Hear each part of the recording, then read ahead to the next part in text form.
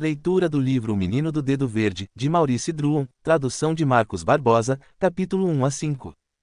Tisto é um nome esquisito, que a gente não acha em calendário algum, nem do nosso país nem dos outros. Não existe um São Tisto. Mas havia, no entanto, um menino a quem todos chamavam Tisto. E é preciso explicá-lo. Um dia, mal acabava de nascer e parecia um grande pão no bercinho de Vime, fora levado à igreja para ser batizado. Um padrinho de chapéu preto e uma madrinha de mangas compridas declararam ao padre que ele se chamava João Batista. Nesse dia, como quase todos os bebês em idênticas circunstâncias, o coitadinho protestou, gritou, ficou vermelho de chorar. Mas as pessoas grandes, que não compreendem os protestos dos recém-nascidos e teimam em sustentar suas ideias pré-fabricadas, garantiram com a maior firmeza que o menino se chamava mesmo João Batista. Mas em seguida, mal a madrinha de manga comprida e o padrinho de chapéu preto o recolocaram no berço, deu-se um fato curioso: as pessoas grandes já não conseguiam pronunciar o nome que lhe haviam dado, e puseram-se a chamá-lo de Tisto. O fato, aliás, não é tão raro assim. Quantos meninos e meninas foram registrados no tabelião ou na igreja com os nomes de José, Maria ou Antônio, e só são chamados de Juca, Cotinha ou Tonico? Isto prova simplesmente que as ideias pré-fabricadas são ideias mal fabricadas, e que as pessoas grandes não sabem mesmo o nosso nome, como também não sabem, por mais que o pretendam, de onde foi que viemos, por que estamos aqui e o que devemos fazer neste mundo. Esta observação é muito importante e requer ainda algumas explicações. Se só viemos ao mundo para ser um dia gente grande, logo as ideias pré-fabricadas se alojam facilmente em nossa cabeça, à medida que ela aumenta. Essas ideias, pré-fabricadas há muito tempo, estão todas nos livros. Por isso, se a gente se aplica à leitura ou escuta com atenção os que leram muito, consegue ser bem depressa pessoa importante, igual a todas as outras. É bom notar que há ideias pré-fabricadas a respeito de qualquer coisa, o que é bastante prático, permitindo-nos passar facilmente de uma para outra.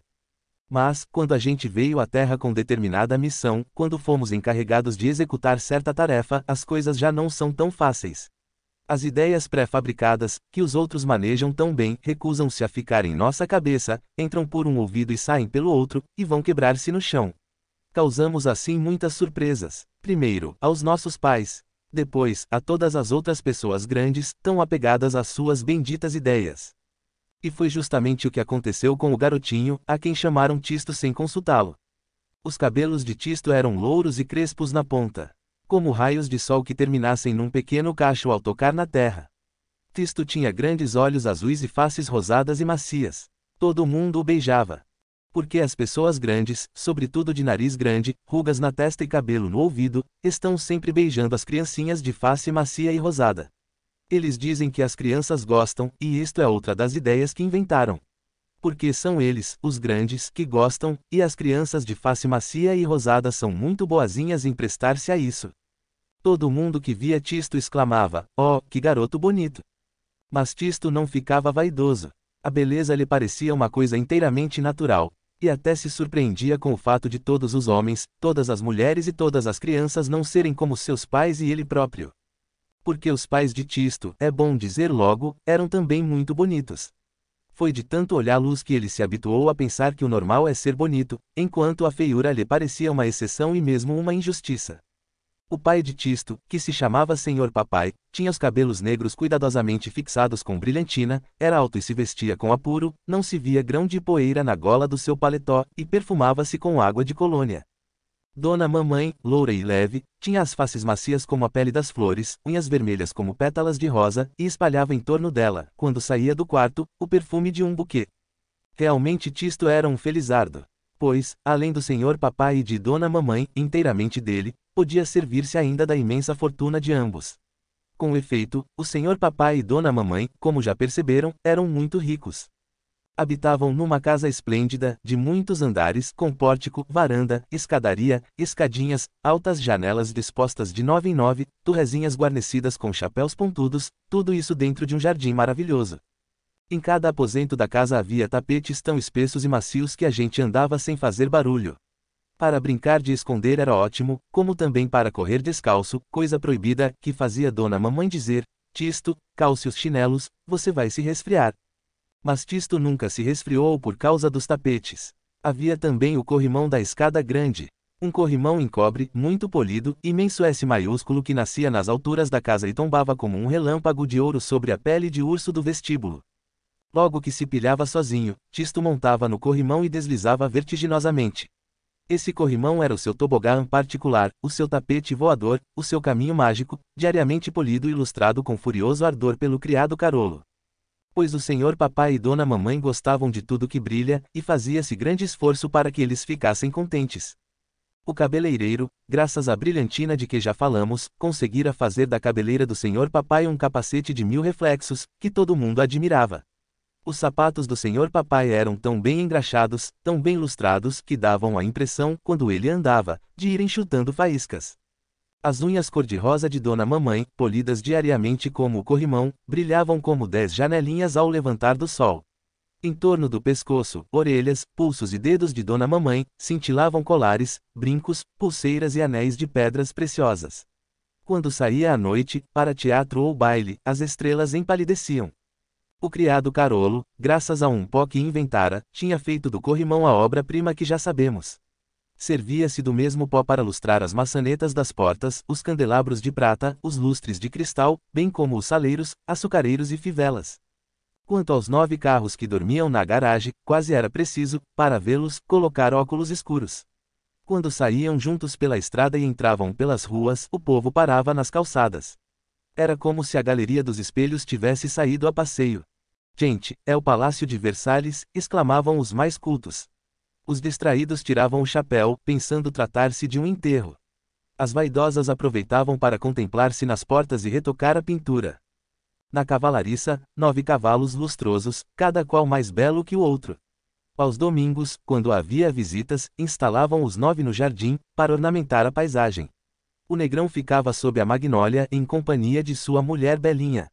O pônei ginástico punha-se perto do quiosque.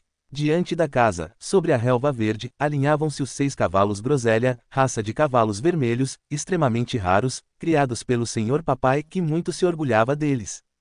Os moços da cavalariça, uniformizados de jockey, corriam de um cavalo ao outro com a escova na mão, pois era preciso que brilhassem também, sobretudo aos domingos.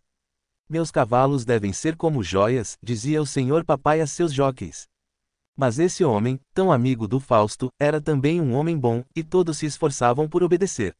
De modo que os jockeys escovavam cuidadosamente os cavalos, 9 pelos para um lado, 9 para o outro.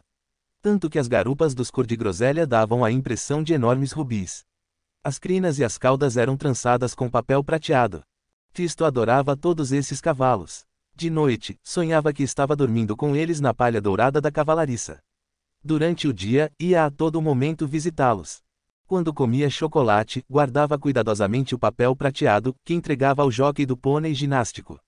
Porque, de todos os animais, ginástico era o predileto. E isto se compreende, pois Tisto e o pônei eram quase do mesmo tamanho. Assim, vivendo na casa que brilha, junto ao cintilante papai e à perfumada mamãe, no meio de belas árvores, belos carros e belos cavalos, Tisto era um menino imensamente feliz. Mirapólvora era como se chamava a cidade onde Tisto nascera. Sua reputação e prestígio provinham da casa e, sobretudo, da fábrica do senhor papai. Mirapólvora, à primeira vista, era uma cidade como as outras, igreja, cadeia, quartel, mercado, boutique.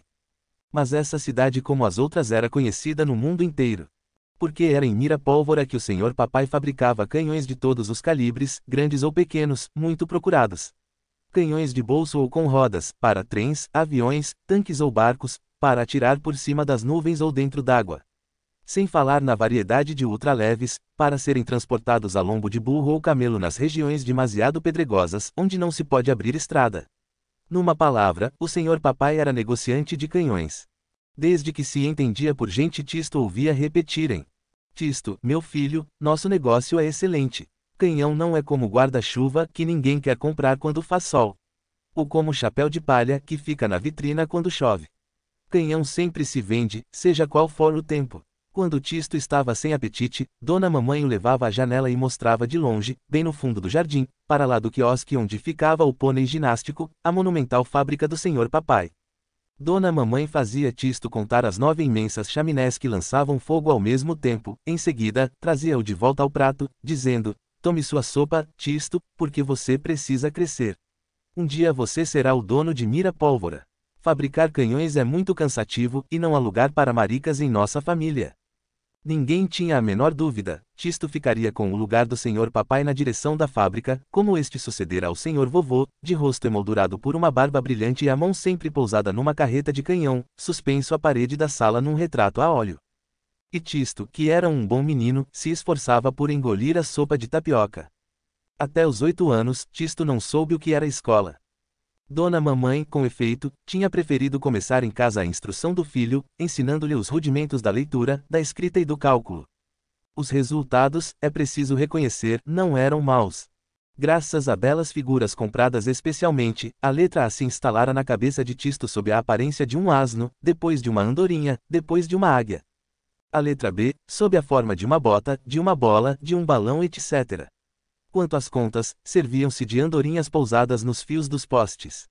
Tisto aprendera não somente a somar e a subtrair, mas chegava mesmo a dividir, digamos, 7 andorinhas por 2 fios, o que dava 3 andorinhas e meia para cada fio. Como essa meia andorinha podia equilibrar-se num fio, eis um outro problema que todos os cálculos do mundo jamais poderão explicar. Quando Tisto atingiu os 8 anos, Dona Mamãe considerou sua tarefa terminada. Era necessário confiar Tisto a um professor de verdade. Compraram, pois, para Tisto um belo avental de xadrez, botinas novas que lhe machucavam os pés, uma pasta, um tinteiro preto com figuras japonesas, um caderno de uma linha e outro de duas, e mandaram-no, acompanhado pelo criado Carolo, à escola de Mira Pólvora, que gozava de excelente reputação. Todo mundo esperava que um menino tão bem vestido, com pais tão belos e ricos, e que sabia dividir e esquartejar andorinhas, realizasse prodígios nas aulas. Mas que decepção! A escola produziu em Tisto um resultado imprevisível e lamentável. Quando começava o lento desfile das letras que caminham a passo pelo quadro negro, quando começava a se desenrolar a monótona corrente dos 3 vezes 3, dos 5 vezes 5, dos 7 vezes 7, Tisto sentia uma coceira no olho esquerdo e logo caía no mais profundo sono. Não é que ele fosse burro ou preguiçoso, nem que estivesse cansado. Estava cheio da maior boa vontade, eu não quero dormir, repetia Tisto consigo mesmo. Pregava os olhos no quadro e colava os ouvidos à voz do professor. Mas sentia que a coceirinha estava chegando. Tentava, por todos os meios, lutar contra o sono. Cantava bem baixinho uma bela canção que inventara. 1/4 de andorinha. Será a sua pata, ou será uma asinha? Se fosse uma empada, eu comia todinha. Não adiantava. A voz do professor ia se transformando numa canção de ninar, a noite descia sobre o quadro negro, Tisto ouvia o teto cochichar, por aqui, belos sonhos, e a aula se transformava em aula de sonhar. Tisto, gritava de repente o professor. Não foi de propósito, professor, respondia Tisto, acordando num sobressalto, isso não interessa. Repita o que acabo de dizer. 6 empadas, divididas por 2 andorinhas. 0. No primeiro dia de aula Tisto voltou para casa com o bolso repleto de zeros. No segundo dia, ficou de castigo por mais 2 horas, isto é, ficou mais 2 horas a dormir na aula. Na tarde do terceiro dia, o professor entregou a Tisto uma carta para seu pai. Na dita carta o senhor papai teve a desdita de ler estas palavras: prezado senhor, o seu filho não é como todo mundo. Não é possível conservá-lo na escola. A escola devolvia Tisto a seus pais. A preocupação é uma ideia triste que nos comprime a cabeça ao despertar e permanece ali o dia todo. A preocupação se serve de qualquer meio para penetrar nos quartos, ela se insinua como o vento no meio das folhas, monta a cavalo na voz dos pássaros, desliza pelos fios da campainha. Naquela manhã, em Mira Pólvora, a preocupação se chamava, não é como todo mundo. O sol não se decidia a levantar-se. É bem aborrecido ter de acordar esse pobre Tisto, dizia ele. Logo que abrir os olhos, vai lembrar-se que foi expulso da escola.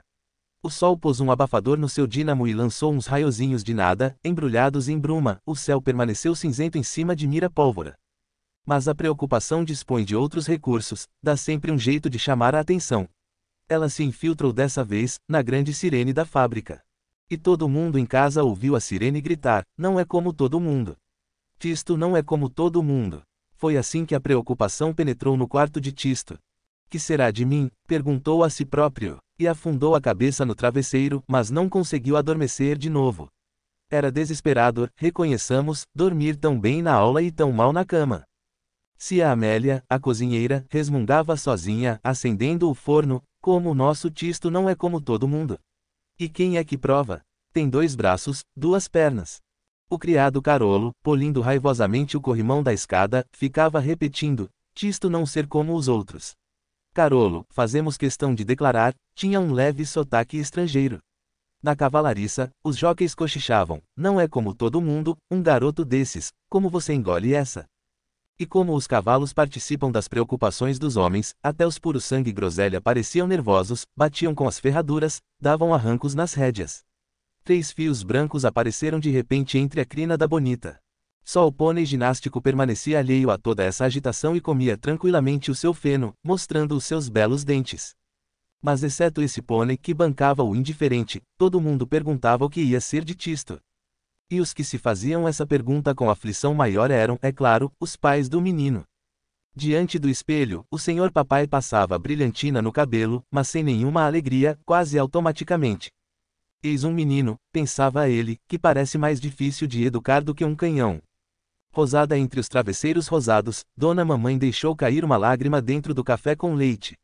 Se adormece na aula, como poderá aprender? Perguntava ela ao senhor papai. Talvez a distração não seja uma doença incurável, respondeu ele. Em todo caso, é menos perigoso que a bronquite, continuou Dona Mamãe. Mas, de qualquer modo, é preciso que Tisto se torne um homem, disse o senhor papai. Após esse violento diálogo, calaram-se um momento. Que fazer, pensavam os dois, cada um em seu canto. O senhor papai era homem de decisões rápidas e enérgicas. Dirigir uma fábrica de canhões retempera uma alma. Por outro lado, amava muito o filho. É muito simples, declarou ele. Achei a solução. Tisto não aprende nada na escola? Pois bem, não vai mais pisar em escola alguma. Se os livros o fazem dormir, fora com os livros. Vamos experimentar com ele um novo sistema de educação, já que não é como todo mundo.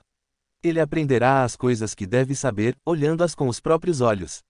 Ensinar-lhe-ão, no local, a conhecer as pedras, o jardim, os campos, explicar-lhe-ão como funciona a cidade, a fábrica, e tudo que puder ajudá-lo a tornar-se gente grande.